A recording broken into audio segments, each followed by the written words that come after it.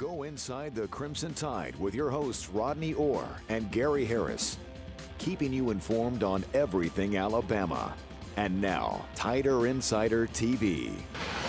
Welcome in, everybody. Better late than never to this edition of Tider Insider TV, coming to you tonight at 7 p.m. instead of 6:30. I'm across the studio from Rodney Orr. I'm Gary Harris as we continue to safe social distance here for Tider Insider TV as the pandemic continues. All right, let's get started. We got a jam-packed show for you tonight, but we're going to begin with Alabama basketball. The Crimson Tide suffering its first loss of 2021. The last time they lost a game was back in December of last year, but this past Saturday they fall in Norman to Oklahoma 66-61 in the SEC Big 12 Challenge. But really, if you look at it, the loss didn't hurt very much. First of all, it doesn't impact them at all in the SEC. They're 9-0.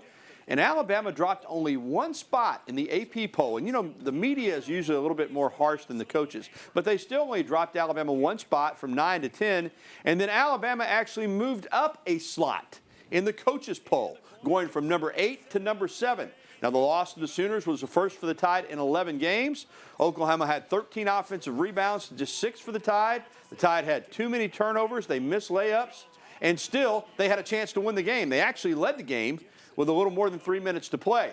But for Alabama, you know, it was still a loss. And they're banged up. No Jordan Bruner. As you know, Herb Jones playing at way less than 100%. Rojas is not at 100%. And forward Alex Reese recognizes that there's work to be done for this team if they want to get back very quickly to their winning ways. We've slowed down our tempo the last few games, so we got to pick that back up and rebounding. That's been one of the main focus points that we've talked about all week since really Mississippi State. We just got to rebound the ball better. All right, Rodney, jump in here. First, just in terms of a team that was on a roll. They had won 10 games in a row, 9-0 in the SEC. I didn't like this from the get-go. Right in the middle of your conference schedule, you have to go out to Norman and play a really good team in that SEC Big 12 Challenge, but it is what it is. They lose a game. Now they have to get right back in the swing of the SEC as they're trying to win their first regular season conference championship since 2002. LSU tomorrow night. Do you think they'll be able to bounce back and get back in their rhythm? You know, 2 weeks ago tonight, I think it was, when they blew out LSU, Gary, and since then I don't think they played with obviously that same kind of at that same level. You know, they did have a gritty win against Mississippi State here. They eked one out against Kentucky last Tuesday night. You know, but in this Oklahoma game, I think that, you know, they played well. Almost won the game, as you mentioned. They had taken the lead, but, you know, it was on the road. They're beat up. Listen, Oklahoma was beat up, too. A lot of teams are beat up at this time of year, so that's not an excuse. But yeah, I think when you look at basketball, obviously there's a lot of ebb and flow in the season, Gary. You know, Alabama was a really hot team. I think, you know, this is a great opportunity for them now to kind of reset and really look forward to seeing how they rebound next in this game tomorrow against LSU. I am too. Something interesting, and I remember you and I talked about it, whether it was on TITV or on my radio show, and I remember telling you after that LSU game, it might have just been us having a conversation, but I said it's going to get tougher because something in common about these last 3 games, even though Alabama went 2-1, they faced 3 Final Four coaches in a row, Ben Hallen, John Calipari, and Lon Kruger, 3 of the best in the business. They had seen the LSU tape. They had seen the Arkansas tape. They had seen the first time that Alabama played Kentucky. And, Rodney, they made a decision defensively to say, you know what, we're not going to let them stand out there outside the three-point line and get in a rhythm and make shots. We're going to overplay defensively. We're going to extend our defense. Yes, they may get to the basket some. They may get to the free throw line, but we're not going to let them make 23 threes like they did against LSU. You saw it in the Mississippi State game, Rodney, even though Bama won. You saw it against Kentucky, even though Bama won. And then you really saw it against Oklahoma when they were held in the low 60s. So they're going to have to adjust. And I know that they will, and I know that they can, but teams are going to play them differently from here on out, with the fact that they are one of the best three-point shooting teams in the country. That's just the way it is. And like you said, I think Alabama make their adjustments as well, Gary. And, you know, listen, I think, too, that, again, I talked about the ebb and flow of a season. I mean, they're not going to go undefeated. I mean, so I think a lot of people, you know, reading Tider Insider were really upset with the game at Oklahoma. But, you know, again, I think how do you rebound? How do you respond to the loss? And I really expect Nate Oates and this team to respond really well. Again, certainly they're not 100% right now, but I still think that when you look at the way they've played, Gary, I think they've gained a ton of confidence, and I think that they'll reset, and hopefully tomorrow night against LSU. Yeah, need to get Herb Jones well. Obviously, Bruner will be back in a couple of weeks. You hope you keep your fingers crossed on that one. And LSU tomorrow night at home, then a tough game at Missouri on Saturday. Good news is Alabama's 3 games up in the loss column on the rest of the league. So halfway through the schedule, they're in really good shape. If they can just finish this thing off, maybe even 5-4 or 6-3, they're going to win the SEC regular season championship. Well, now it's time for Coach Talk. The Oklahoma loss could be a wake-up call for Alabama basketball, a turning point, if you will, because now after losing for the first time in about 6 weeks, they've got to get back on schedule in the SEC. Nate Oates is encouraging the players to enter this month of February with the right mindset. When you look back on the end of the season, are you going to wish you'd have put a little bit more time into it in February? Are you going to wish you would have practiced a little harder? Are you going to wish you would have gotten in the gym? Are you going to have regrets? Well, let's not have that, because we put ourselves in a great spot to where, we've got a chance to win the league. It's going to come down to guys. Do you have the discipline? Do you have the mental toughness to fight through the fatigue of the long season, or is it going to get to you? Love that soundbite. So glad we used that on Coach Talk. Rodney, because here's the bottom line. This is the deal. You know it. You remember it. Under Anthony Grant, under Avery Johnson, Alabama has had a hard time finishing. They were in position a couple of times, 3 or 4 times, to make the NCAA tournament, and through February and into the end of the season, they didn't finish. Now, this year, you got a chance to win the SEC championship, but you've got to break that bad trend of not finishing the season strong and finish this one out and get that championship and get into the NCAA tournament. Yeah, and I think there's some positive signs, though, Gary. When you look at this team, I think after the LSU, when they blew LSU out down in Baton Rouge, I thought they showed a tremendous amount of mental toughness in that Mississippi State game. That was a game in the past that Alabama might have had a really, really difficult time winning that game. Same thing for the Kentucky game. It looked there, that game may go the other direction. Alabama has an 11-point win. And again, I think on the road, difficult circumstances against Oklahoma, they almost pulled that game out. So I think bottom line is, I think what he's saying, I do believe this team is more mentally tough than maybe some of the teams we've seen in the past here at Alabama. As far as this game tomorrow night, Alabama absolutely annihilated LSU in Baton Rouge. I mean, it was never competitive. Wound up winning by 31. This was over in the first 3 or 4 minutes of the game. Clearly, Alabama, I don't expect them to make 23 threes again, but I also don't expect LSU to play as poorly as they did in that game. Give Alabama a lot of credit. They're going to be without Day, one of their really good players, but they're going to have a chip on their shoulder. Tomorrow night's game, how important is it for Alabama, particularly since they just blew this team out a couple of weeks ago? Well, I think certainly it's important. It's always important when you're in the SEC, obviously, and I think you're right. I mean, I think what happened a couple of weeks ago is going to serve as great motivation for LSU. I think they're going to use that, just like I thought Kentucky. After that blowout in Rupp, they came here, played really well.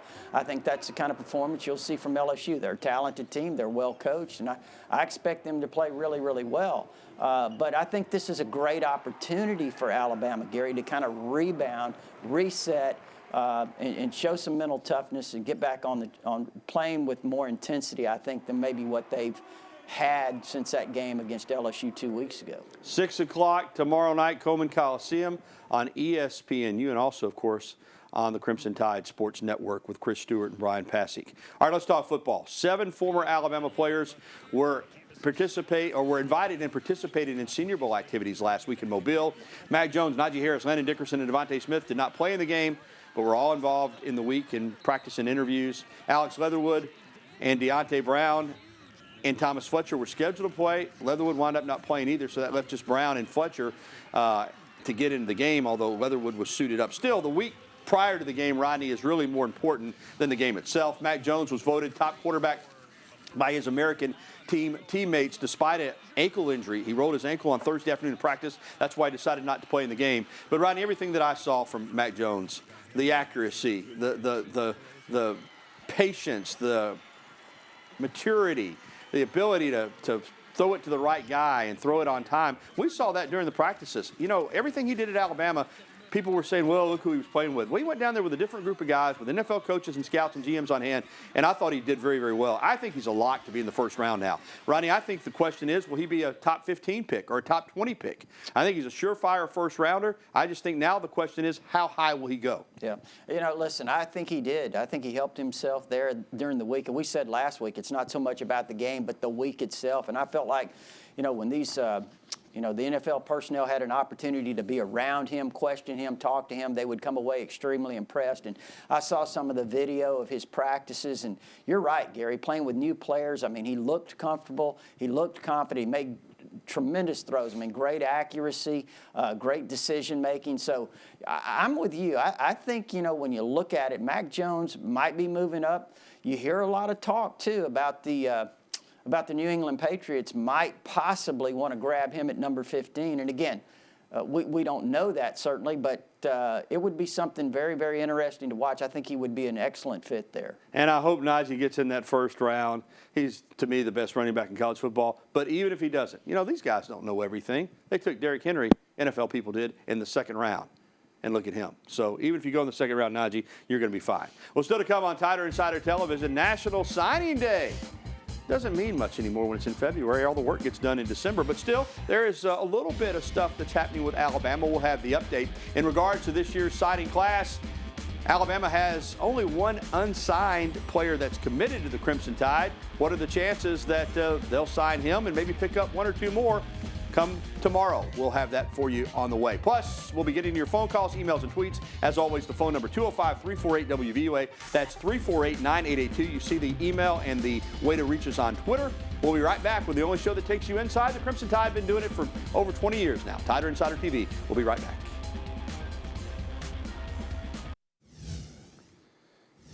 Welcome back to TITV. I'm Gary Harris across the studio from Tider Insider's Rodney Orr. Alabama football already basically has the #1 signing class in 2021 wrapped up, and more on that in a moment. But they're also, of course, working on 2022. They get a big commitment yesterday from Walter Bob Jr.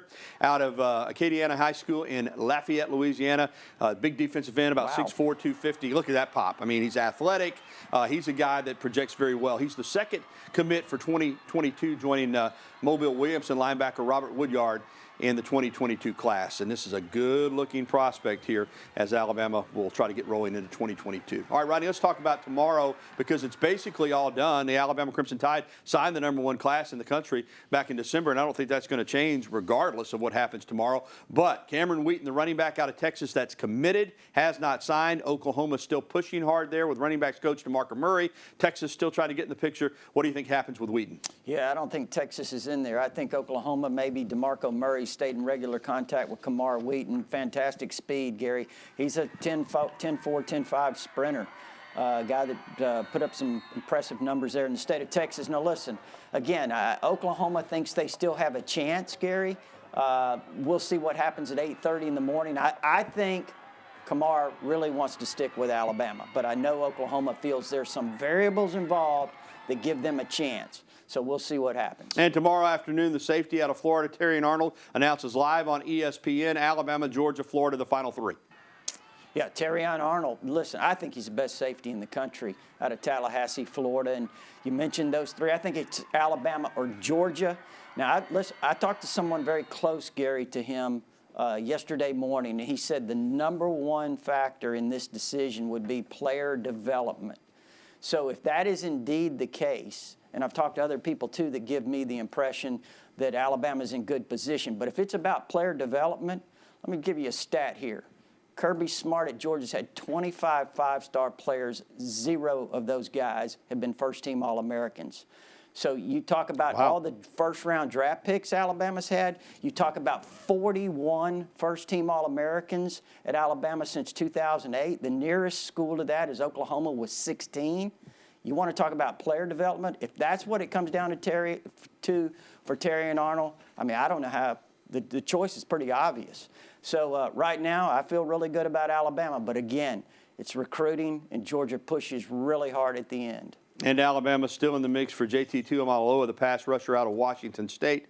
We're going to have it all for you tomorrow night at 7 p.m. on our special Tider Insider Signing Day edition. That's tomorrow night at 7 on WVUA 23. All right, let's talk coaching staff. Alabama's Nick Saban has made it official. We knew this was coming. Jay Graham, former Tennessee running back. He's coached a lot of different places. He's coming in, Rodney, as the special teams and tight ends coach to replace Jeff Banks, who went to Texas. Coach Graham got a great reputation, a great resume. What do you think of this hire? Well, I wish he would have played here, Gary. He Yeah, had it was good. a couple of 80-yard touchdown runs, one in 95 and one in 96 that broke Alabama's back. But I think, look, he's got a great reputation, tremendous recruiter, no question about that. He's done a great job as a running backs coach, tight ends coach, special teams coach, as you mentioned tight ends and special teams here.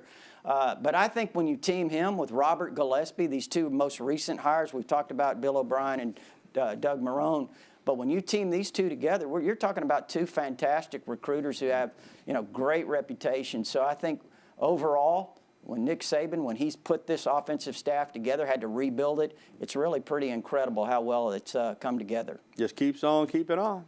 All right, coming up on Tider Insider TV, the 2021 football schedule's out. We'll take a look into some of the key matchups that the Tide will face. And next, we're welcoming your phone calls, emails, and tweets. Again, the phone number 205-348-9882. Go ahead and get in now on the phone line so we can talk to you next on Tider Insider Television.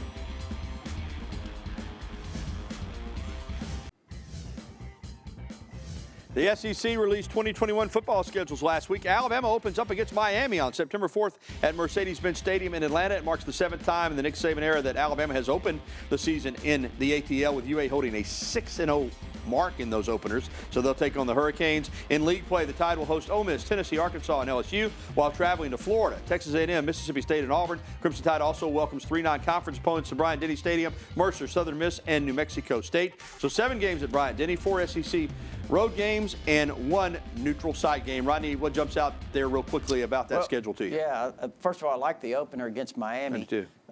Also, I would say this, Gary, you got those road games at Florida, at Texas A&M, and then at the end of the year, you've got Auburn. So, that's a pretty tough road schedule. Obviously, Florida's lost a lot of players, but Dan Mullen's done a good job down there. And Texas A&M, I know they're looking to take that next step. What's the next step, Gary? Beating Alabama. Yeah, They're waiting. That's what they're hoping for. And, of course, a trip down to Jordan Hare for the Iron Bowl and Brian Harson's first season.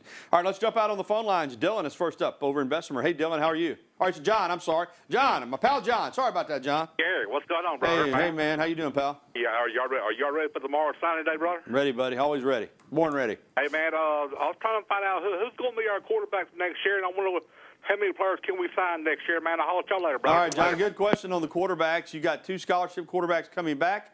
Bryce Young and Paul Tyson, both are highly recruited.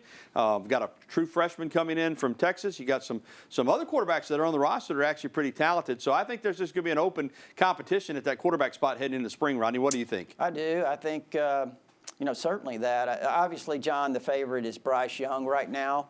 The 5-star was a freshman, obviously, this past season.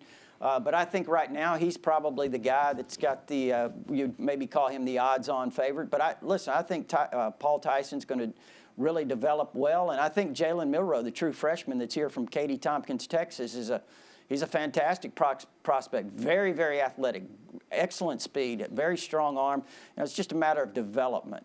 As far as the numbers, John, they're tight. I think you got 25 already assigned. So, Rodney, as Nick Saban says, he's the only one that really knows what the numbers are. Alabama could possibly sign 2 or 3 more tomorrow. Well, and again, I don't know if John was talking about tomorrow or next year, but obviously Gary's right. I mean, every year you have the limit of 25 unless you somehow have a back counter or whatever. But, we'll see how many actually come in tomorrow. All right, listen, keep those phone lines ringing on our hotline on Tider Insider TV. Phone lines are available. We also have some emails, and we're going to come back and hear from more of you. There's the number, 205-348-9882. So give us a ring. We'd love to hear from you next here on TITV.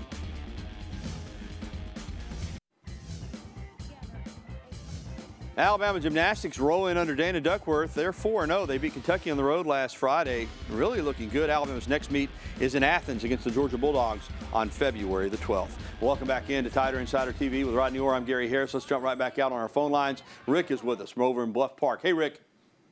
Hey, fellas, appreciate you taking my call. Yes, sir. I'd like to ask about Jaleel Billingsley. Are they going to try to put a little weight on him and make him into a kind of a Weidermeyer clone? And also talk about the down-the-line wide receivers that we have on the team that might step up next year. All right, Rick, yes, sir. Let's start on Billingsley. Don't want to put too much weight on him, Rick, because, I mean, he's a guy that's versatile, and he's probably about 230 pounds now. So I think they see him as a guy that they can split out, use him in the passing game. Yeah, he can move inside as a traditional tight end if needed, so he probably will get a little bit bigger, Rodney. But his main asset to me is his ability to get open and catch the football, and you don't want to take that away from him, do you? Yeah, he's extremely athletic. I mean, I love Jaleel Billingsley.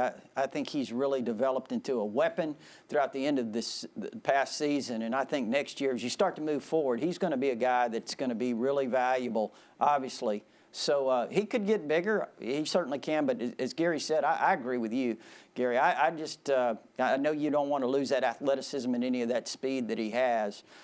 So certainly, we'll see how he develops. Quick thought on some receivers that are going to have to step up. Well, John Mechie's obviously back. Slade Bolden is back. I really like some of the freshmen, Javon Baker. I know that we've heard a lot of really positive things about him. Trayshawn Holden's another true freshman, Taiyu Jones-Bell. But how about number 3, Xavier Williams? He had an opportunity in some of these games, a playoff game. He got in. I think he was in the SEC championship game. He made a clutch catch, I think, on a slant pass in the championship game. So I'd watch out for Xavier Williams. He may be a guy that can step up. And then, of course, you have the true freshman coming in. All right, we'll be back after this. All right, make a note that tomorrow night we'll be right back here with a special Tider Insider TV recapping National Signing Day in Alabama's 2021 recruiting class. That's tomorrow night at 7 p.m. Join us for the Tider Insider Signing Day special. You see all that we have coming up tomorrow night. It's a Tider Insider TV tradition. So we're back tomorrow night, 7 p.m. for our Tider Insider Signing Day special. That's going to do it for the regular edition of Tider Insider TV. For Rodney Orr, I'm Gary Harris. Thanks for watching, everybody. Have a good night. We'll see you back here tomorrow night at 7 p.m. Roll Tide.